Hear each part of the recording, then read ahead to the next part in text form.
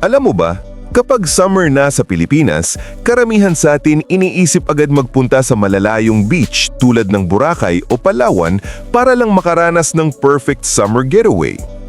Pero paano kung sabihin kung may isang probinsya na malapit lang sa Metro Manila na puno ng waterfalls, hot springs, resorts, bundok at hidden nature spots? Akala kasi ng marami, simpleng probinsya lang ang Laguna.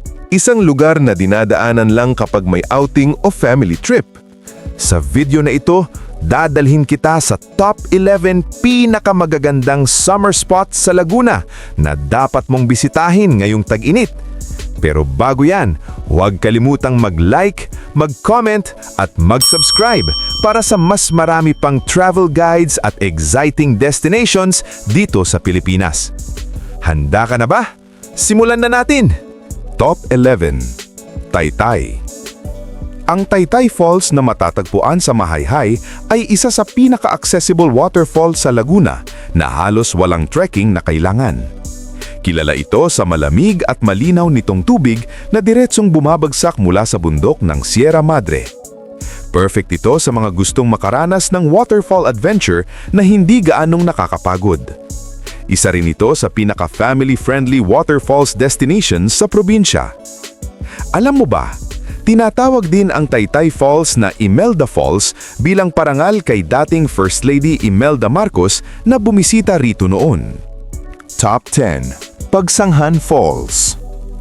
Ang Pagsanghan Falls ay isa sa pinaka-iconic tourist destinations hindi lang sa Laguna kundi sa buong Pilipinas. Kilala ito sa exciting boat ride experience kung saan sasakay ka sa bangka na dadaan sa makikipot na river canyons bago marating ang napakalakas na bagsak ng talon. Isa ito sa pinaka-adventurous summer experiences na pwede mong maranasan malapit sa Metro Manila. Talagang sulit ito para sa mga naghahanap ng unforgettable waterfall adventure. Alam mo ba? Ang Pagsanghan Falls ay ginamit bilang filming location ng ilang international movies, kabilang ang pelikula ni Francis Ford Coppola na Apocalypse Now noong 1979. Top 9. Seven Lakes of San Pablo. Ang Seven Lakes of San Pablo ay isa sa pinaka-unique na natural attraction sa Laguna na binubuo ng 7 crater lakes na napapalibutan ng bundok at luntiang kalikasan. Kabilang dito ang Pandin Lake, Yambo Lake, Sampaloc Lake, Palakpakin Lake, Mohicap Lake, Calibato Lake at Bunut Lake. Perfect ito para sa lake hopping adventure, sightseeing at relaxing nature trips ngayong summer. Isa ito sa pinaka-proud natural treasures ng Laguna. Alam mo ba, ang Seven Lakes of San Pablo ay nabuo mula sa sinaunang volcanic activity ng Mount San Pablo na matagal ng inactive volcano. Top 8. Caliraya Lake. Ang Caliraya Lake ay isa sa pinaka-popular summer destination sa Laguna, lalo na sa mga mahilig sa nature views at water activities. Dito pwedeng mag-kayaking, boating, fishing at mag-relax habang tinatanaw ang napakalawak na lawak. Marami ring overlooking resorts at campsites sa paligid na perfect para sa overnight summer getaway. Isa ito sa pinaka-relaxing road trip destinations malapit sa Metro Manila. Alam mo ba, ang Caliraya Lake ay isang man-made lake na ginawa noong 1930s para magsilbing hydroelectric power source sa Luzon. Top 7. Hulugan Falls. Ang Hulugan Falls ay isa sa pinakamalaki at pinakadramatic waterfall sa Laguna na matatagpuan sa Luisiana. Kilala ito sa napakataas at malakas na bagsak ng tubig na nagbibigay ng breathtaking jungle scenery na perfect pang travel photos. Kailangan ng trekking bago marating ang falls, pero siguradong sulit ang effort pagdating mo sa mismong viewing area. Isa ito sa pinakasikat na summer adventure destination sa probinsya. Alam mo ba? Ang Hulugan Falls ay bahagi ng isang trekking route na may 3 waterfalls, kabilang ang Talay Falls at Hidden Falls na pwedeng puntahan sa isang araw. Top 6. Japanese Garden Caliraya. Ang Japanese Garden Kaliraya ay isang peaceful at scenic destination na matatagpuan malapit sa Kaliraya Lake sa bayan ng Lumban. Kilala ito sa tahimik nitong paligid, Japanese-inspired structures at panoramic overlooking views ng lawa at kabundukan. Perfect ito para sa relaxing summer stopover at photo sessions kasama ang pamilya o barkada. Isa rin ito sa mga underrated destinations na nagbibigay ng calm nature experience sa mga bumibisita. Alam mo ba, ang Japanese Garden Kaliraya ay itinayo bilang simbolo ng pagkakaibigan ng Pilipinas at Japan matapos ang World War II. Top 5. Aliu Falls. Ang Aliu Falls ay isa sa pinakakahangahangang waterfall sa Laguna na matatagpuan sa bayan ng Luisiana. Kilala ito sa malapad nitong cascading waterfall formation na nagbibigay dramatic at cinematic jungle scenery na perfect pang summer adventure trips. Mas accessible ito kumpara sa ibang waterfall sa lugar, kaya swak ito kahit sa beginners na gustong makaranas ng waterfall trekking experience. Isa ito sa pinaka-photogenic at pinaka-impressive waterfalls destinations sa buong Laguna. Alam mo ba? Ang Aliu Falls ay isa sa pinakamalawak na waterfall sa Luisiana at madalas itinuturing ng mga local hikers bilang isa sa pinakamagandang talon sa buong Laguna. Top 4. Bukal Falls.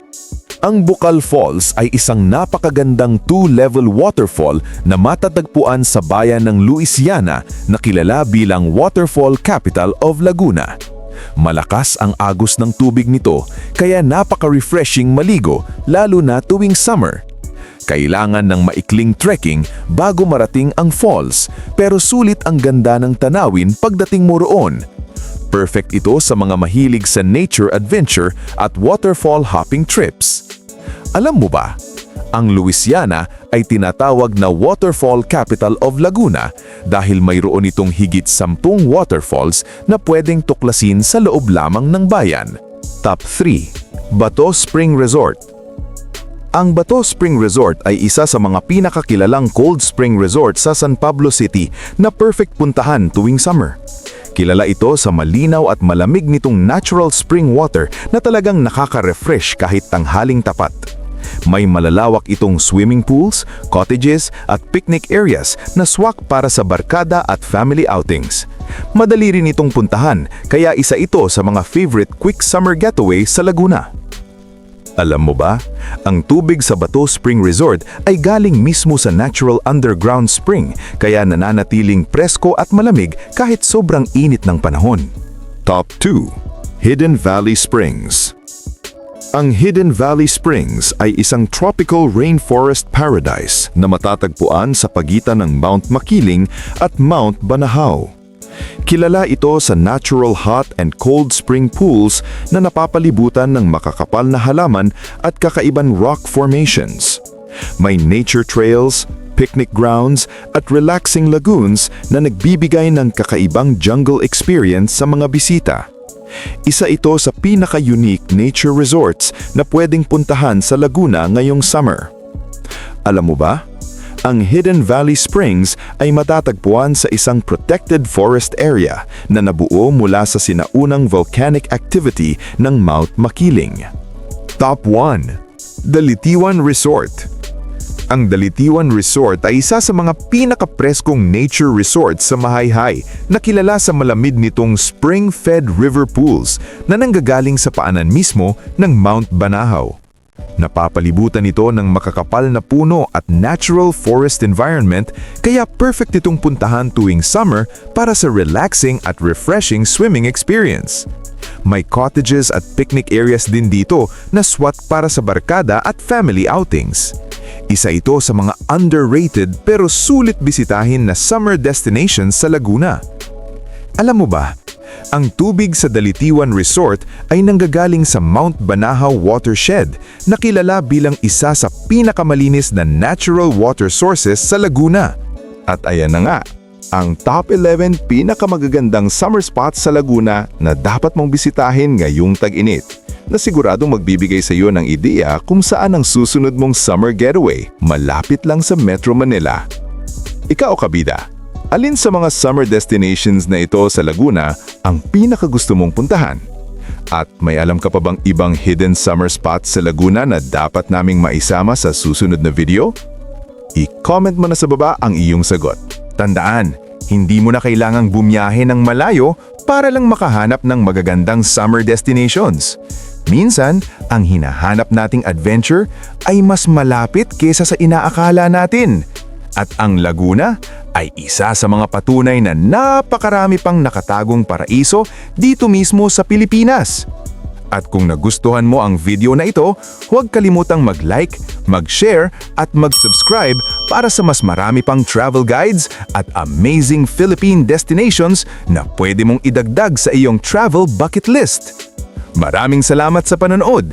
Hanggang sa muli, kabida!